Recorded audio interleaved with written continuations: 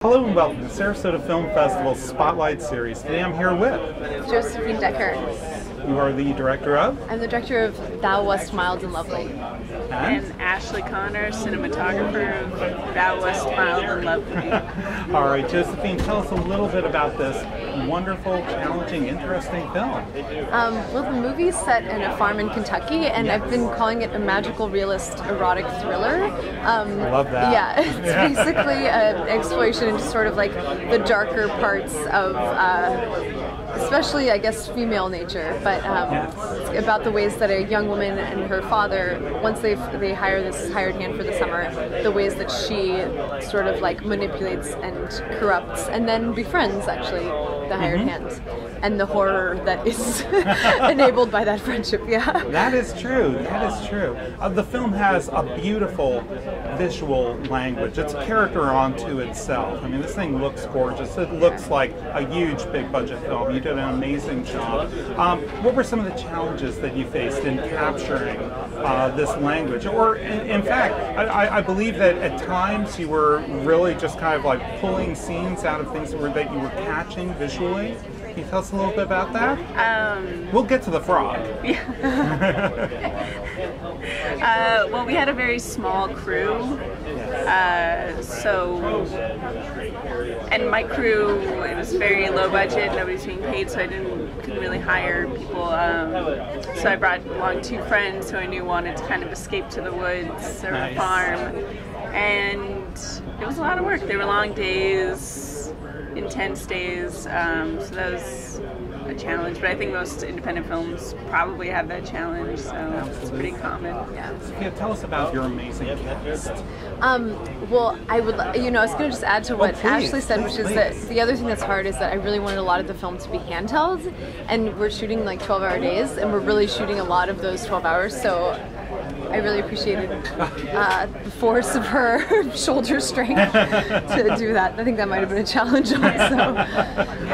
The cast is great. So our leads are Joe Swanberg, who's an indie film director as well and made Drinking Buddies last year, but has also acted in a bunch of films, including You're Next, that Adam Woodgard just made. And then Robert Longstreet plays the father. Robert's in like every indie movie ever made. I know, we've had many times. Yeah. And then Sophie Traub, who's a young actress, and it's funny because when I cast her, I just thought she was a performance artist, but it turns out that she has been in movies she was in The Interpreter with Nicole Kidman. And I know, right? She was in a movie with Russell Crowe, so she's very, she's so good. I mean, she is. Yeah, she was really stellar and brought the whole film together, so I was really happy to work with her. Yeah. So which of you wants to take on the frog? Oh, yeah. The frog day was sort of a very complicated day because we were dealing with a live frog. Josephine wanted to get an over-the-shoulder shot from a cow's perspective. And then we did a lot of the cow B-roll and acting like a cow. So it was a very intense work day, but you should never do an over-the-shoulder shot of a cow because they don't listen and they don't stop. Yeah, they don't want to stand our cow Butterscotch was very young and had horns. Oh boy! We wanted to nuzzle. Wanted to nuzzle, yeah, wanted to nuzzle a little too hard. Dangerous. Yeah, it was very dangerous. Yeah, but that scene in particular was so naturalistic, and there was an evolution to it, wasn't there, with what the actors brought to it. And this is really evocative and indicative of so much of how the movie plays. I think of just how I remember asking you whether or not this was scripted or not. It just felt so much like it was happening on the spot. Can you talk a little about that? Yeah, I feel like that scene was one of my favorite days on set because we actually had enough time to shoot it, unlike many of the other scenes of the film where we were rushing through them, and so we got to sort of it's one of the main turning points in the film where a relationship that's been flirtatious kind of shifts, and it's through this action that Sophie's character Sarah takes with this frog, and the first few times we did it, it just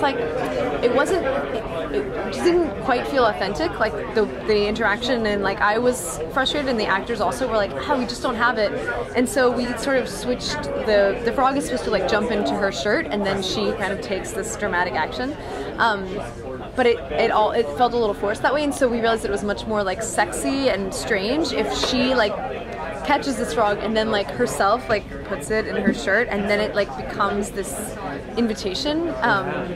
that is also sort of a threat. And so finding that was amazing, and I really appreciate.